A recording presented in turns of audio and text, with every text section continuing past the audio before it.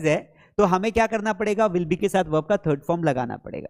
अब जो बिटवीन लगाते हैं ना, वो हमेशा जो दो ऑब्जेक्ट होते हैं उनके पहले लगता है। तो the match will be played between India and Pakistan. तो आप देखेंगे कि मैंने जो बिटवीन लगाया है वो बिटवीन ऑब्जेक्ट के बीच में नहीं लगता है, वो पहले लगता है। जैसे मैंने कहा, एक सेंटेंस और देखते हैं। जैसे मैंने कहा कि राम और श्याम के बीच में झगड़ा हुआ। राम और श्याम के बीच झगड़ा हुआ। राम और श्याम के बीच झगड़ा हुआ। कैसे बनाएंगे सेंटेंस बेटा? राम और श्याम के बीच झगड़ा हुआ कैसे बनाओगे आप लोग सेंटेंसेस? फटाफट आंसर दिए। सात्विक यादव, आपका बहुत बहुत स्वागत है। चलिए, कैसे बनाओगे बेटा?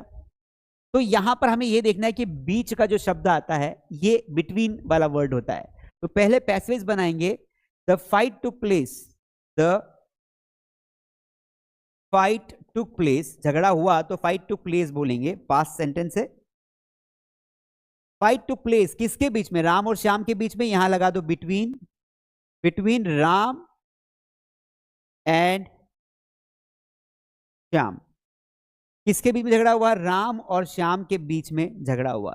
अब ऐसे हम बहुत सारे सेंटेंसेस बोल सकते हैं। जैसे मैंने कहा कि शुभम जो है ना वो राहुल और महेश के बीच बैठा हुआ है। Shubham is sitting between Rahul and Mahesh. समझ में आई बात? जैसे आपने कहा कि यार मैं हिंदी और अंग्रेजी में हमेशा फंस जाता हूं कि मैं कौन सी भाषा बोलूं, है ना। मैं हिंदी और अंग्रेजी में हमेशा फंस जाता हूं। ये सेंटेंस देखो, मैं हिंदी और अंग्रेजी में हमेशा फंस जाता हूं। अंग्रेजी में हमेशा फंस जाता हूं। मैं हिंदी और अंग्रेजी में हमेशा फंस जाता हूं। अब फंसने को बोलते हैं स्टक होना। फंसने को क्या बोलते हैं? स्टक हो जाते हैं। तो सेंटेंस कैसे बोलेंगे बेटा? I I I am always stuck. I am always stuck. I am always stuck, या है ना, I am always stuck between.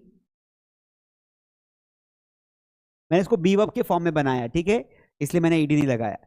Between Hindi and English. Between Hindi and English. Clear है? समझ में आया? अरे हाँ या ना बोलो भाई, समझ में आया? आ गया ना? बहुत बढ़िया, शानदार। चलिए, क्लियर है? बहुत बढ़िया, शानदार, जबरदस्त, जिंदाबाद। तो अब हम थोड़ा सा प्रैक्टिकली देखते हैं। रानी और मोहन के बीच में लड़ाई हुई। The fight took place between Rani and Mohan. दो कुर्सियों के बीच में, वह दो कुर्सियों के बीच में बैठा है।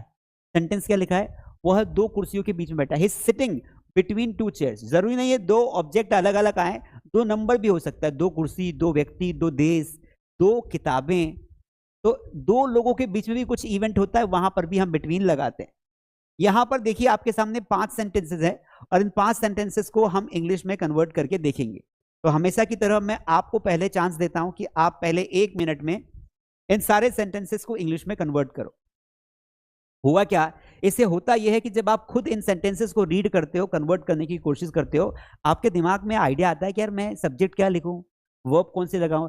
मतलब आपके टेंसेस, मॉडल, स्पेसिफिक सबका रिवीजन होता है। इसलिए मैं आपको चांस देता हूं कि पहले आप करो भाई। मैं तो आंसर बता दूंगा, मैं आगे भी बढ़ जाऊंगा, बट आपका पार्टिसिपेशन जरूरी है। अगर आप समय दे रहे हैं तो पार्टिसिपेट भी करिए, है ना। चलिए, दे रहे हैं तो पार्टिसिपेट भी करिए, है ना। चलिए चलिए आगे बढ़ते हैं बेटा।